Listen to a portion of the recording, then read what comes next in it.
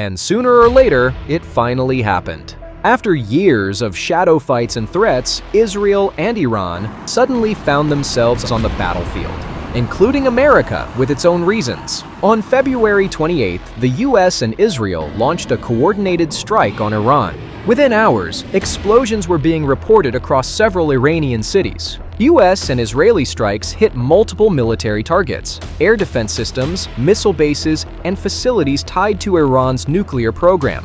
But the moment that really shocked everyone came a little later. One of the strikes reportedly hit a compound in Tehran.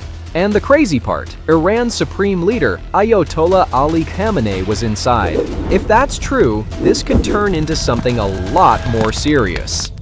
Talking about Iran for a second, this country is sitting on the third largest oil reserves in the world, huge energy resources, a massive population, and one of the most strategically located countries in the Middle East.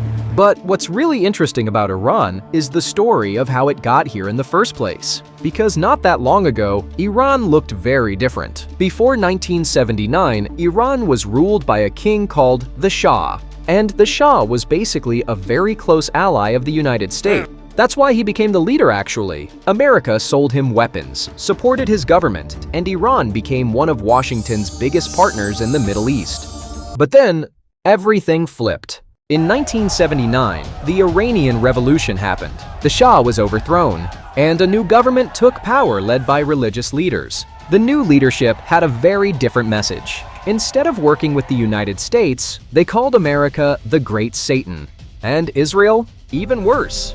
Iran's new government openly said Israel should not exist, so almost overnight, Iran went from American ally to one of America's biggest enemies. Now this is where Israel enters the story. Because Israel sits in a very uncomfortable neighborhood. It's a small country surrounded by rivals. So Israeli strategy has always been pretty simple. Never allow a hostile country to become too powerful. And Iran was starting to look like exactly that.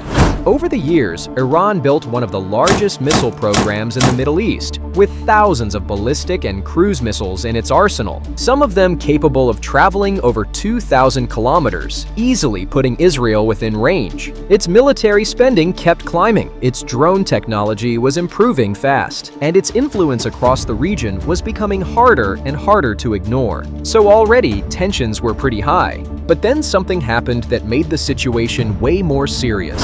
Iran started building a nuclear program. Now technically, Iran says its nuclear program is for peaceful energy. And to be fair, many countries use nuclear power plants for things like electricity generation, scientific research, medical treatments, and even powering spacecraft. But it's also true that same technology can also be used to build nuclear weapons. And Israel has one rule about that.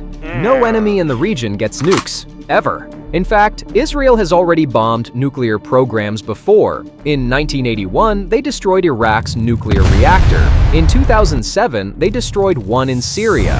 So when Iran started enriching uranium, Israel basically looked at that and thought, we've seen this movie before. And from their perspective, the ending is very bad, because a nuclear-armed Iran would completely change the balance of power in the Middle East. But here's the thing. The US and Israel didn't just wake up one day and decide to attack. For years, there was already a secret war happening. Not a traditional war, more like a shadow war. Cyber attacks, assassinations, sabotage. For example, in 2010, a mysterious computer virus called Stuxnet destroyed Iranian nuclear centrifuges. And many experts believe it was created by the US and Israel. Iranian nuclear scientists were assassinated, facilities mysteriously exploded, ships were attacked. So this wasn't something new. It had been building for years, and eventually, it spilled out into the open. Because in the Middle East, conflicts rarely stay between just two countries. That's when other players start getting involved. And Iran for years has built relationships with groups across the region. Hezbollah in Lebanon, Hamas in Gaza, militias in Iraq, the Houthis in Yemen. So when conflict started increasing between Israel and those groups, Israel believed Iran was pulling the strings behind the scenes. From their perspective, Iran wasn't just a country. It was the center of a regional network. And if you want to stop the attacks, you have to deal with the source. So eventually, Israel made a decision. Instead of fighting Iran's allies, they would target Iran itself. And the United States? Well, the US has its own reasons for getting involved. For the United States, the concern is much bigger than just Israel. Iran has been challenging American influence in the Middle East for decades. It disrupts the Persian Gulf. It attacks US bases through allied militias. And Washington believes Iran is trying to expand its power across the region. So from the US perspective, allowing Iran to become stronger, especially with nuclear capabilities, would completely reshape the balance of power. And that's something the US has spent 70 years trying to control. Because the Middle East isn't just about politics. It's also about energy, trade routes, and military strategy. But here's where things get dangerous. Attacking Iran is not the same as attacking a small militia group. Iran is a country of 90 million people. It has missiles, drones, regional allies, and the ability to shut down key shipping routes, especially the Strait of Hormuz, from where world's 20% of oil consumption move through, which means any conflict with Iran could easily spiral into something much bigger, a regional war, or worse, a global crisis. Because if Iran responds aggressively, other countries could get pulled in. Russia, China, and Gulf states. Suddenly what started as a regional conflict could turn into something far more complicated. China's watching this whole thing very closely. About 14% of China's oil actually comes from Iran, so anything happening there immediately gets Beijing's attention. And it's not just about oil. China's massive Belt and Road project basically runs right through the Middle East, which means China really wants the region to stay calm and predictable. Russia, meanwhile, is looking at this in a pretty complicated way. On one hand, Russia and Iran have been working together for years, especially in Syria. And recently, Russia has even been using Iranian drones in its war in Ukraine.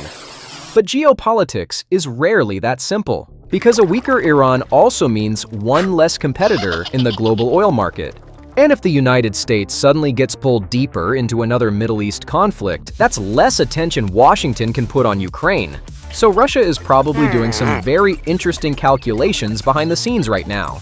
Europe's concern is a little more immediate. Two things worry them the most: energy prices and refugees. The last time the region destabilized in a big way was back in 2015. Europe saw over 1 million refugees arrive in a very short period of time. If a larger conflict spreads across countries like Iran, Iraq, Lebanon, and Syria at the same time, the number of people displaced could be enormous. And that's the kind of scenario European governments are very nervous about right now. So now the real question is, what happens next?